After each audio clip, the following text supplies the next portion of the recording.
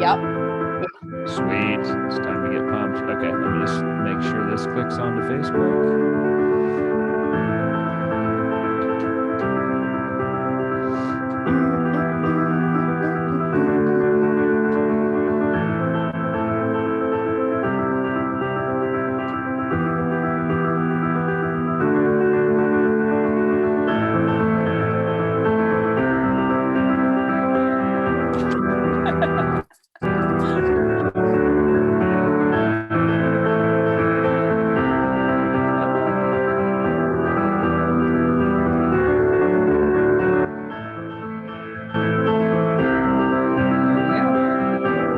There we are. I feel like it should dim down like that and then Yeah. it turns off. I've got to get this like set up.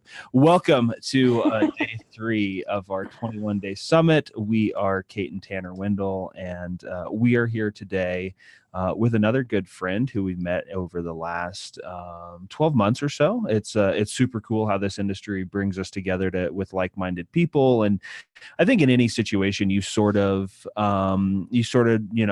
like, we're like barnacles. We attach to the things that are I love that. just kind of came to the visual, right? Because you scrape the barnacles off. Yeah, no, but you find your tribe. You find your tribe. So this is one of our tribe. Jennifer Powers is here. We've been in this industry about the same time, about 6 years, and didn't meet each other until within like maybe the last 12 months or so. And I'll let you tell a little bit more of your story, but I know that you're graphic designer by trade, and so I'd love to get into how and why you got into this industry. Like day one, why did you say yes to network marketing and whatever opportunity that was?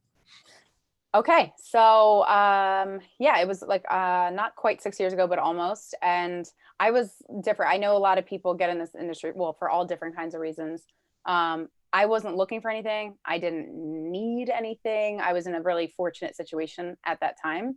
I was married at that time, and I had just stopped working in corporate America because my son was super little, and that was always my plan, or my hope was to stay at home with him and raise him without having to do daycare. So I was fortunate in that situation. So it was, let's see, I was at the beach. We always go to the beach with my family, a couple weeks vacation each summer. So we were there, ran into a family friend, and then the deal is like, oh Jen, oh my God, you'd be perfect doing what me and my sisters are doing.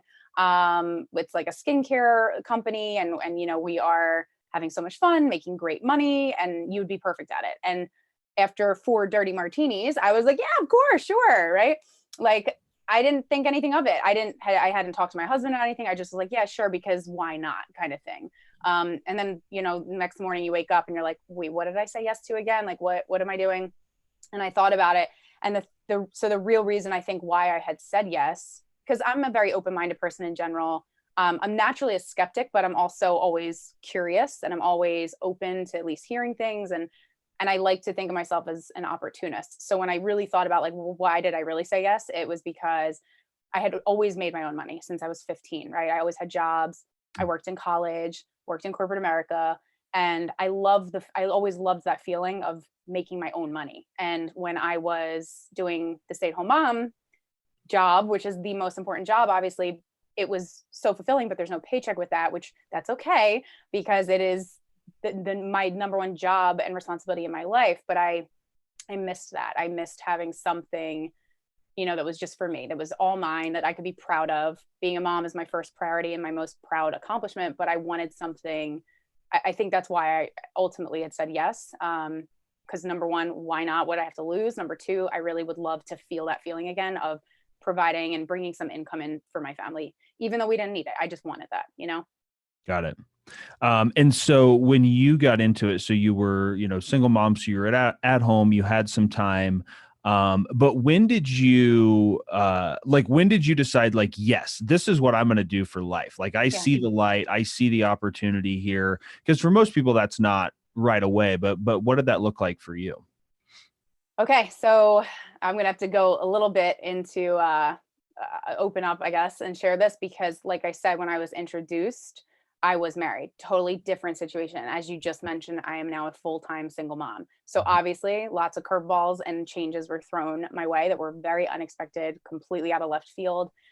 Nobody knows what's in store for them tomorrow, but definitely when you get married, you never expect divorce, let alone what I had to go through. And so I think I really realized I was having fun, right? Like I had built a really successful business while I was married, for the first couple of years, a year or two at least, year and a half or 2.5 years maybe.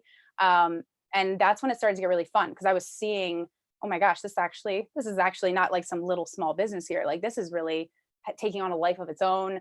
I started to see the potential in the industry probably around, I don't know, a year in. And that's what I always say to people, right? Like, don't, give things time to really like wow yourself to actually understand the potential and the power of the industry. So that's what happened for me.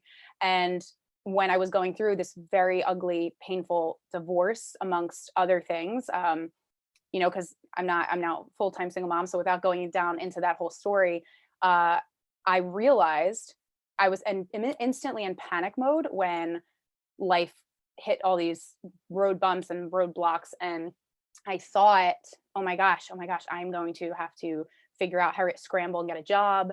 And then I stopped myself and I was like, wait a minute, no, I don't. Like I actually don't. Because I put in all this work for the last year or 2 years. I don't have to get a job. And that's when it really hit me like, oh my gosh, I don't have to, even though this situation's happening all around me and there's a lot of stuff I don't have control over. I have control over my own business and where I can take it and what I've already been able to do. So I think that was really the moment where I was like, okay, this is so much bigger than I ever thought it could be. But I wasn't even appreciating, truthfully, like, if I'm being really honest, I wasn't even appreciating everything me, my team, just the value of what we've created until I was faced with this harsh reality that, my marriage is over. I'm going to have to do this all on my own now, raise this child on my own, create a whole life, fully be responsible, financial, health, I mean, all the things.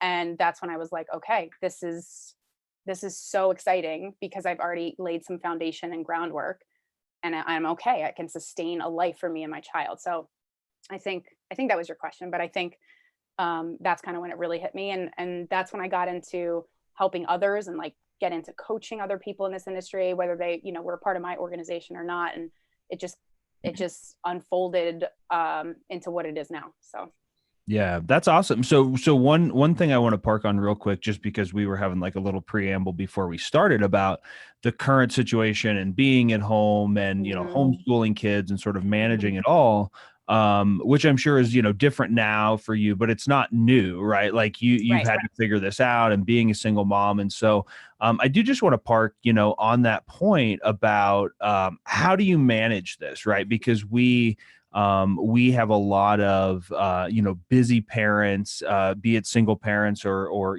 couples, whatever it is. I just think being a parent one way or the other, like there are other responsibilities, right? Like it's so funny. My I have a couple of friends, still good friends that are single or don't have kids, and I'm like, you literally just don't understand, right? Like things, it's That is shit so just true. changes to a degree that like you have to experience it. So Yeah. just talk a little bit about like how have you managed that between being a single mom and working at home, and like obviously there's freedom and flexibility there, but it also takes like discipline and structure and the other side of the coin.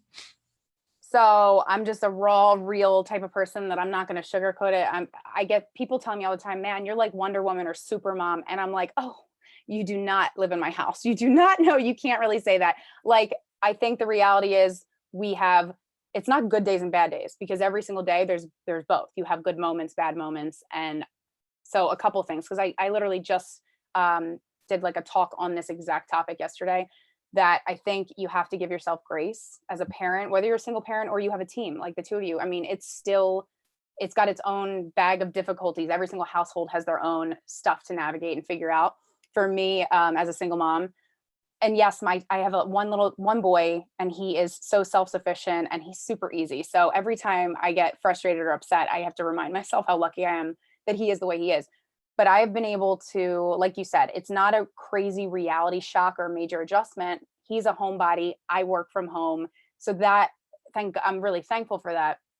But I think in the beginning of all this craziness that we're all experiencing right now, in the world, and just with all these adjustments, I went from having complete all these hours to myself in my house, right? Because he's now not in school, uh, to figuring, like, thinking I have to steer so many ships. I have a couple businesses. I have to do the household thing, the parenting thing, and all of it. And I was unrealistic with myself. I was trying to do like at least 10 things every day and make sure they were all checked off, crossed off, like, to completion. And that is not reality. That's not real. So I was setting myself up for rejection and creating my own obstacles instead of giving myself the grace and being patient. So one thing that I would suggest, and what I've been doing that's working, and I tell people all the time, I call it the big three. You pick three things every single day that are priority that you have to do. If you've ever read the book Eat That Frog, I always suggest, like, do the hard thing first just to get it out of the way. And just, you have to be okay that it's not always going to be totally okay. You have to be okay that you're not going to get to everything in any one given day. So it's almost like psychology thing. You're like, your mind, you're rewarding yourself when you do these three things. You know that you have 25 things to do, right? But if you get to these three things, you completely finish them, complete them. Anything else that happens after that is like a major bonus. And if you can shift your mind to accepting that as what it has to be like right now, and in reality, regardless of what's going on in the world, I live every day like that. I try to. Anyway, we're not perfect. Some days you just want to think that you're a bionic woman and can do everything, but you can't. But I do that, and it helps tremendously. It lets me be more patient with my child. It also, like, you have to unplug. So another couple suggestions around how to do this. Number one, you got to create boundaries or a schedule, and you have to do your best to stick with it, but not beat yourself up if you don't stick to it completely. The other thing I do that I highly recommend, it literally, it's this one thing. It sounds ridiculous and simple. It's like changed, I don't want to say changed my life, but it has been so incredibly powerful. Right now, my phone, I touch it and I see nothing except the background and the time. Every single notification, I mean, every single one, text, email, social media, everything is off. I have no notifications, because the second we touch our phones, which we're all glued to all the time, you see all the distractions. You cannot focus. Your focus goes out the window. Forget it. And so whatever you were doing, if you were supposed to be doing something on your schedule at that time, you're not going to do that. You're going to be like, oh, well, let me just answer this text. Let me read this. Let me check this email. Let me see what this person commented on my Facebook. Right. So it's like impossible. You're setting yourself up for failure because you are allowing distractions. So those couple things, the big three, like, turning off notifications, creating a schedule, and it's a loose. My schedule is pretty loose. Like, I know what I have to do in a given day with my businesses, but I don't necessarily plan out to a T. What am I going to do with my son when it's playtime? Or what am I going to, I don't always plan ahead with lunches or dinners, but at least I time block, and I block out those times so that is the only thing I have to focus on at that moment, of the day. So it's hard. I mean, I can't lie. It's hard. There's nothing easy about this. There's nothing easy about parenting in general, but you can do it. And I think just being patient with yourself and taking little bits of time, chunks of time every day for yourself, as well as time with your family, it's a non-negotiable. It has to be. And if you're, struggling at that, that's where you have to block it out, and you have to honor that. If you are creating schedules and not sticking to them or honoring them at all, you might as well just kiss your sanity goodbye and your happiness goodbye. Because at the end of the day, like, look, we're running businesses from home, but why we always have to go back? Why are we doing this in the first place? It's to create this life, to make these memories, to be present with our family. And if you lose sight of that, then what was the point of any of it to begin with?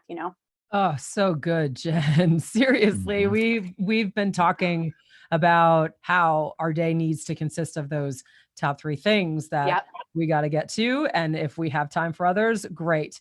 I am definitely one of needing a schedule and wanting to stick to the schedule. Tanner's a little bit more relaxed about that. And it's like trying to find like the common ground that I have to like, Yeah. say, hey, you know what?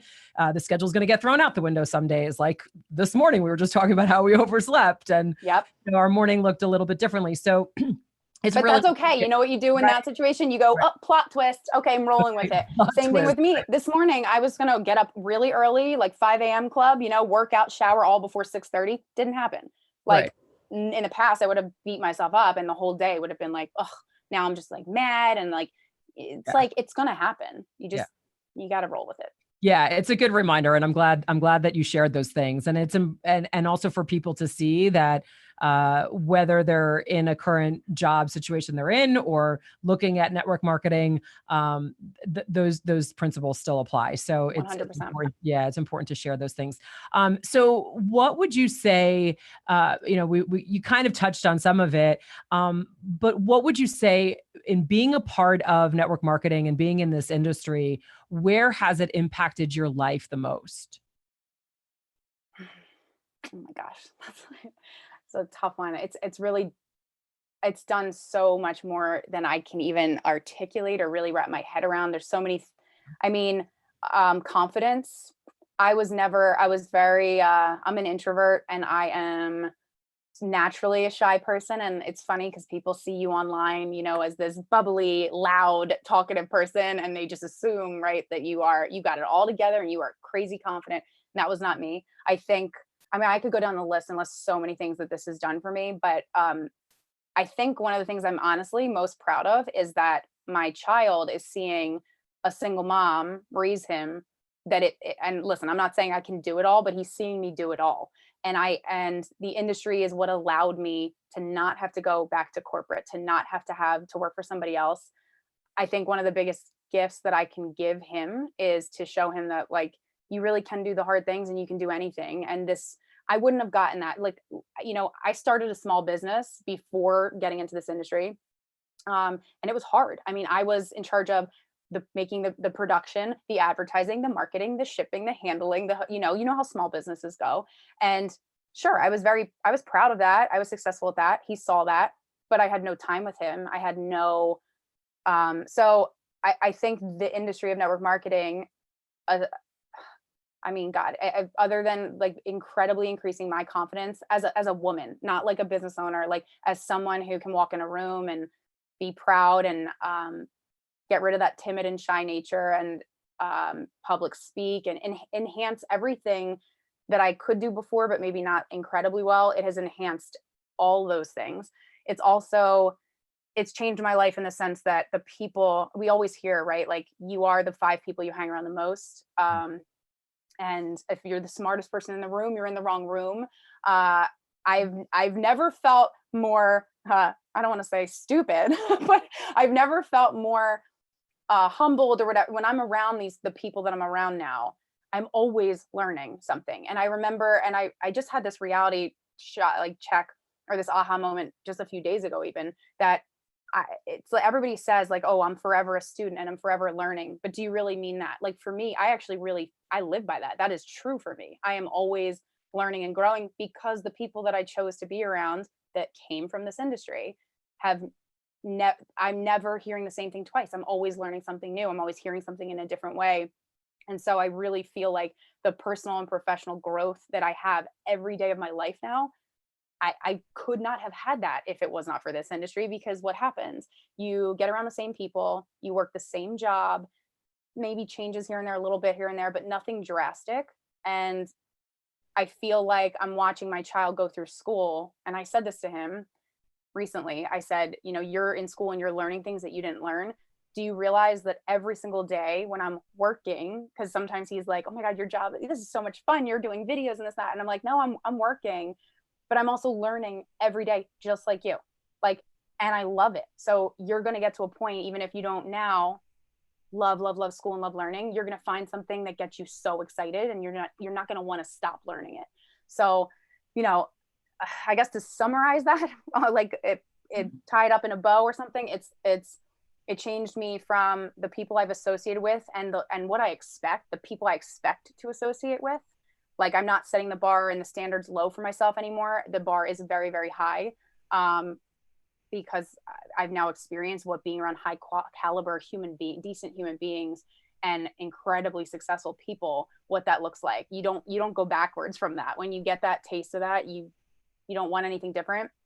The confidence piece, and then just giving me my time. My time is, you know, even with what we're going on right now, I have grandparents that are 98 and 96 years old who live only a few minutes away from me. I will never, ever, ever be able to express the amount of gratitude that I have for this industry, for that fact alone, that I, at the drop of a hat, and every week, 2 times a week, maybe sometimes, I'm always over there checking on them. Having lunch with them. I'm having these moments that I would have never been able to have if I didn't have the freedom that this industry has given to me. So. Oh, I love it. I love it. So with all of these positives, and there's so much, we also recognize that there are challenges within this industry, just like anything else. And MLMs, get a bad rap. Like, what would you say is the biggest issue with this industry, and how to maybe overcome that? There's a lot. There's a lot of misconceptions, and there's a lot of stigmas, and some of them I validate. Like, I absolutely do. It's funny because, like, going back to like the origin of me getting into this industry, I really had no idea. Like, I didn't really know that much coming into it. I didn't have any preconceived notions. I thought of, like, oh, back in the day, I'm not, without name dropping some older companies, but I knew that they had like party plans and all that. So I didn't really know going into it much.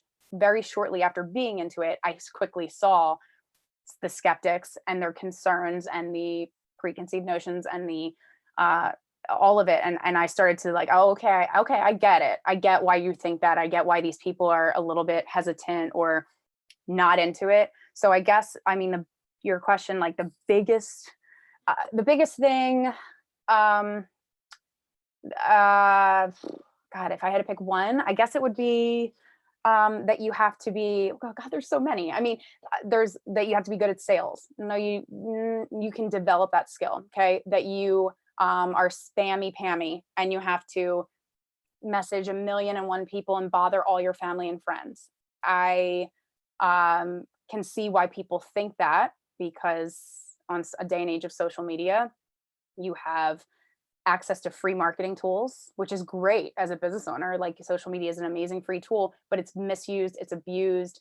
And I think the biggest problem, and where my passions honestly lie at this point in time with building in this industry, is teaching people actual marketing techniques that that can scale and sometimes automate your business. Even I think people are using hope as a business strategy, and that's not a business strategy. If you're just like throwing around an opportunity or a product or a service or whatever you have and just like hopeful that somebody is going to say yes, then you're not really a business operator. You're guessing your way through building a business, and that is not safe. And it's also it's not respectful. So when people start to do these bad practices, it gives the entire industry a really bad name, reputation. And so then you get upset when people reject you, but you can't get that upset because this is what they've seen, this is what you've shown them.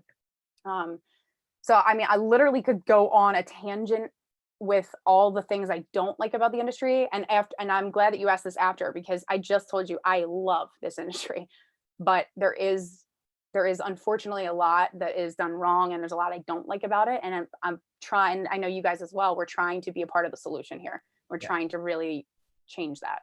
Yeah, because really at the end of the day, the positive outweighs the negative. 100%. And if we can focus on how to continue to grow and educate people in what is positive about this, and how this really has been such a blessing in our lives, then we really, we can be the solution to those trouble spots. And quite frankly, no matter where we go, we're going to have some kind of problem, right? There's nothing in life that says, oh, this is going to look just amazing and perfect, and we're going to have no trouble at all, and we're going to have no like headaches and challenges. Like, that's just not reality. So it's important to just really look at, like, there are some challenges with this industry.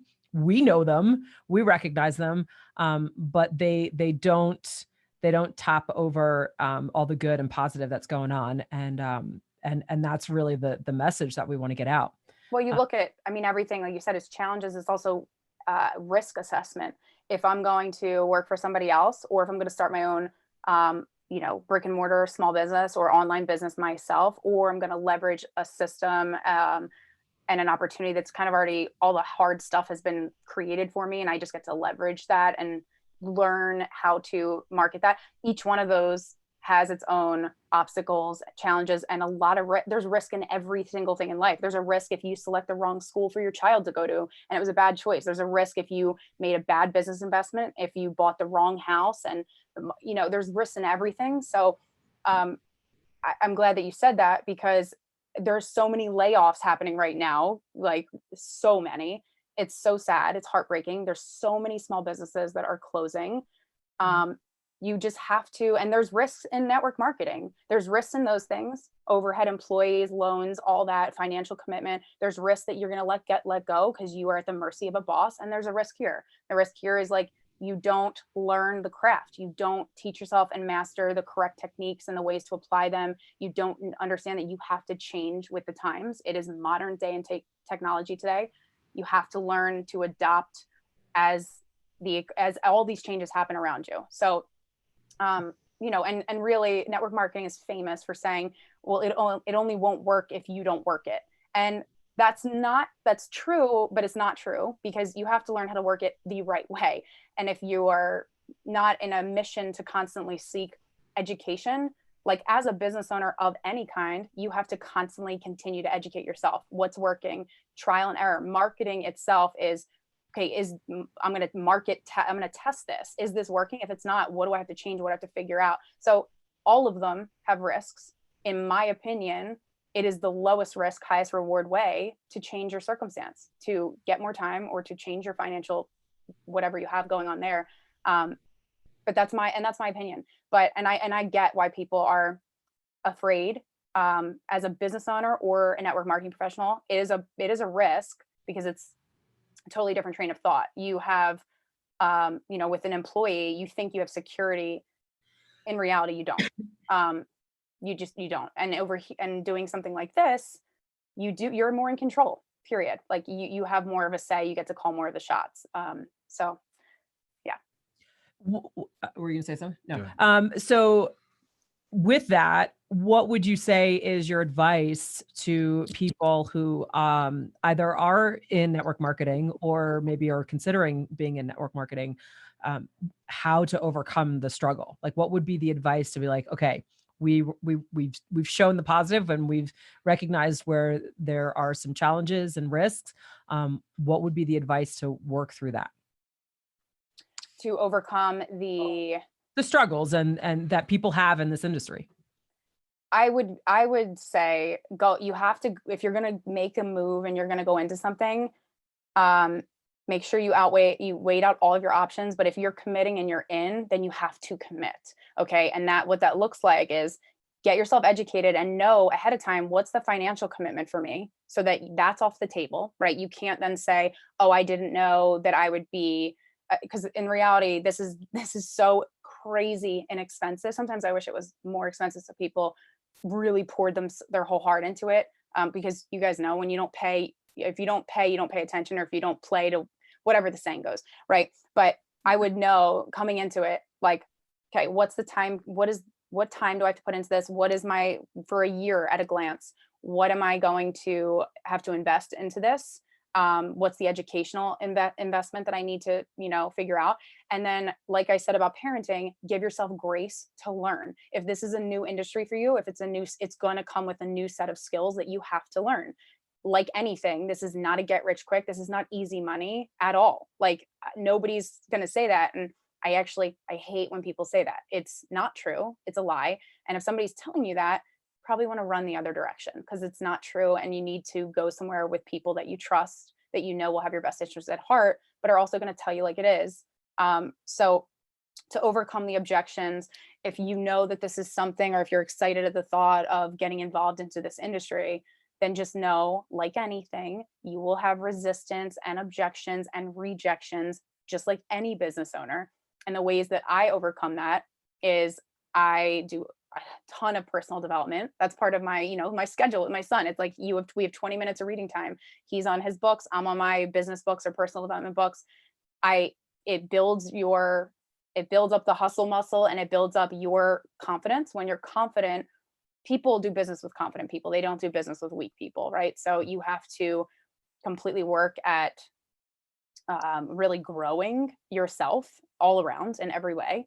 But you have to be realistic that you've got to give yourself the time that it takes to make this a successful vehicle and a successful business for you. So just coming into it with the right expectations, knowing the investments, financial, emotional, educational, all of it. And then knowing that, you over time, I always say to people, you're going to suck before you're decent. You're going to be decent before you're good. You're going to be good before you're great. You're going to be great before you're exceptional. So just know that that is the way it is. And as an entrepreneur, it's a lot of this ups and downs, and which is amazing. I love that, right? Because a job to me is like, I picture the hospital like a flat line. It's same thing day in, day out. So again, I think it's just I can summarize that with setting expectations that are realistic and going in with a positive, open mind, good outlook on business, entrepreneurship, and knowing that you're going to fail a lot. And that's okay. That's actually a great thing. It means that you're trying and you're going to get better and better and better if you plug into the right systems and the right educational tools. And I think when you say you're going to fail a lot, I think it's also something that people don't realize. The ultimate failure is that you quit. Yes. Right. Like people just give up too easily. And yep. That's usually right before a breakthrough, right? Right. Yep. Yep. Like a workout, with nutrition, with relationships. Like there's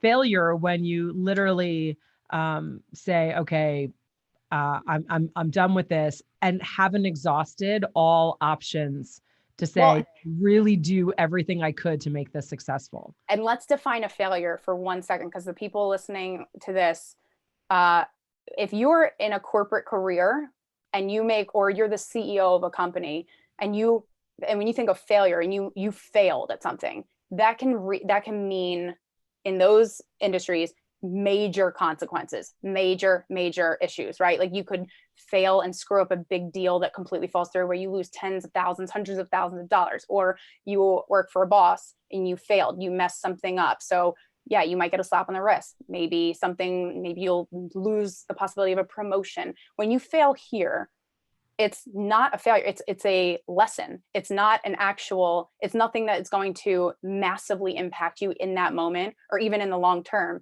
When we say fail, right, that could mean you tried to close a sale, you tried to build a relationship, maybe you said the wrong thing, you worded things incorrectly, you made a little glitch in something here and there. It's nothing catastrophic. So the worst failure that you have here is what happens when you get a rejection, which is no, not for me. No, I'm not going to join. I'm not interested in this. No, I don't want to buy this product. Like that's it. That's really all you're looking at. Because other than that, you're already your own best customer. You're consuming a product that you believe in, that you love, that brings value to your life. So, to run the cost of your business and operate your business, you are consuming the products that you already have, which you'd be doing anyway, which are a tax write-off, a whole nother topic. So the only failure you have is not, maybe saying the wrong thing, maybe messing up a relationship, hopefully not. The other failure would, again, like you said, it would be if you quit. And the only other failure I see is if you keep hitting a wall after wall after wall, you don't understand, you're doing what you were told or taught or all that you knew, and you choose not to find resources or outlets or educational mentors or whatever that can take you from the place of stuck to break you through to continue to find success. So that's the biggest failure to me. It's if you see what I'm doing isn't working and you do nothing about that. You do not seek, how do I fix this? Or how do I master my craft? How do I get ahead in this industry? How do I break through? And you just kind of accept what is, and you keep doing the same thing over and over and over again. At that point, you're failing, because it's not a mistake if you've made it a million times and you're not choosing to find what is wrong and how do I fix this? Yeah, right. Isn't that the definition of insanity? right? That's Doing the right. same thing over and That's over right. again and expecting a different result. Yep. And people apply that in so many areas of their lives. And I like the analogy too with jeans, right? If you were to just go and try on a pair of jeans and you're like, oh, these don't fit. Like, are you not going to go out and try to find a pair of jeans that are going to fit and look No fantastic? jeans for me. Nope. Like, I want to wear jeans, right? So Right. Jeggings.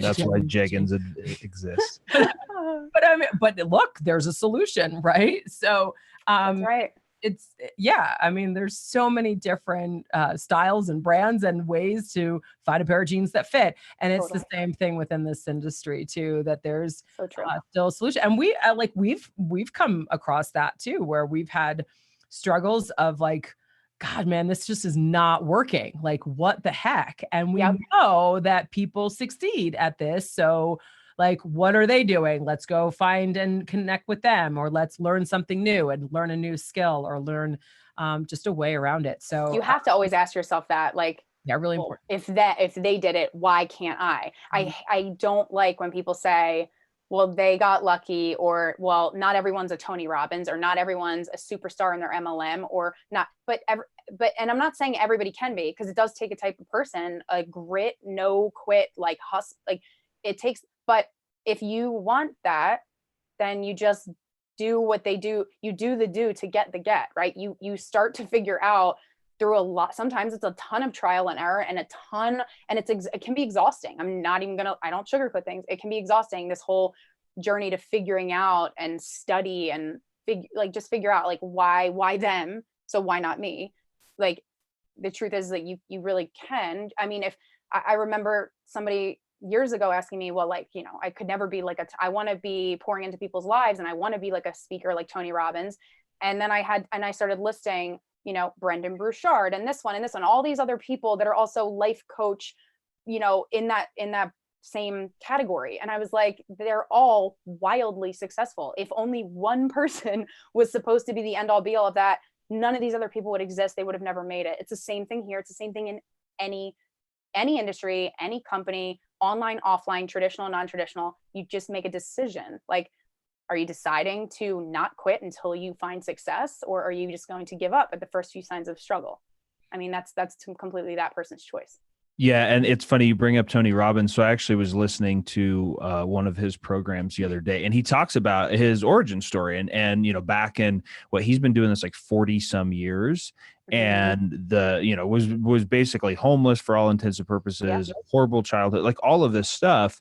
And back before there was the internet and advertising was really expensive, right? Because you had to buy billboards and mailers and TV commercials and stuff. And he was putting together his first seminar in LA, and he bought all this advertising, and he had this like huge room that would hold 500 people, and 7 people showed up. And he was like, I got all 7 people. They were all sitting all over the room. He's like, I got them all to come to the front. And he was like, I freaking gave them a seminar like there were 500 people in that room. And we've heard that. I mean, we've heard that from Boisha. Like, we've heard that from so many people. And or at least I'm guilty of that as well. It's like, oh, there must be a mass of people hearing this message. There must be this. And it's like, really the only way that things get built is 1 by 1 and 2 by 2, right? And it's the momentum of the 1 by 1 and the 2 by 2 that this industry can compound very quickly. And that you see rapid growth, and startup companies or tech companies or certain things, but it's like, it's still one employee, one person, one idea at a time. It's more just a matter of momentum. How do you stay in momentum? How do you start that momentum? And it's much like chopping wood, right? Like with the axe, you just keep freaking chopping until the wood splits. And sometimes like it might take 6 swings, and sometimes it might take 16. But to your point, it's about not giving up. I am curious. I have one last question, a little off script here, just because like hearing you talking now, have you always had like a positive mindset and a growth mindset and all about? Okay. I didn't think so. Oh God, please, no way. No. I mean, no, again, but this is what I love. And going back to Kate, you know, like, what do you love most of what has this done for you? Like, no, I went through I'm going to wash my mouth. I went through some stuff in my life, and I had a really awful, I constantly self-sabotaged. I had an awful view on myself, what I was capable of, what I deserved, like unworthiness, major feeling that I had to overcome. Yeah. This honestly, some days I still have to.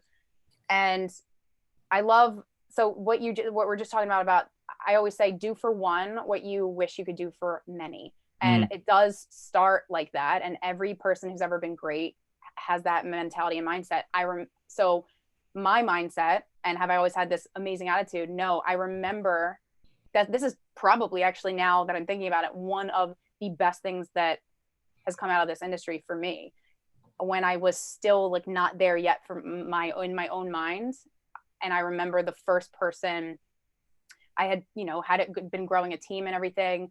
And I was doing a lot of making the classic mistakes that a lot of people did wrong. I had great success, my first time in this industry, but I did all those issues. But I remember one of the first times where I had this person who locked arms with me, who joined my organization, my team. And I spent so much time on this one person, and like like what happened and transpired from their initial, like, okay, let's do this. And over the course of just a few months, watching this person develop into who they are. And I was like, oh my gosh, like I was a part of that. I had something to do with that. And I remember like just hitting me, like, that's when my belief in myself and my self-worth and my self-belief and all that really started to, I was becoming more aware of that. Like, oh my gosh, that's actually what's happening. I feel really good about myself now. Like I do believe in the industry. I do believe in what I'm doing for other people and how I'm helping them. And the self-sabotaging, the negative self-talk, the doubts, all that I was starting to see like less and less and less and less. And I still sometimes we're humans. We naturally we have like the devil and the angel, right? Like we have both sides all the time. And I'm no different than anybody else. So I still have that, but it almost now it's like I have the negative thought and I force it out. Like I don't let it stay. I don't live in that place anymore where it used to consume me. If I had a bad day in business, if I had a bad month, if I didn't hit a goal that I set, I mean, that used to like derail me like crazy, to the point where, again, the emotional roller coaster, I want to quit, I'm going to stay. I want to quit, I want to stay. Now it's like, no, it's the journey. It's not the destination, it's the journey. I'm not interested in a certain dollar amount. I'm not interested in hitting a certain rank. Like none of that really matters to me at all. It's just every day, what can I do to bring value to somebody else, which makes me a more valuable person. So therefore I feel better about myself, and that, negative talk doesn't happen.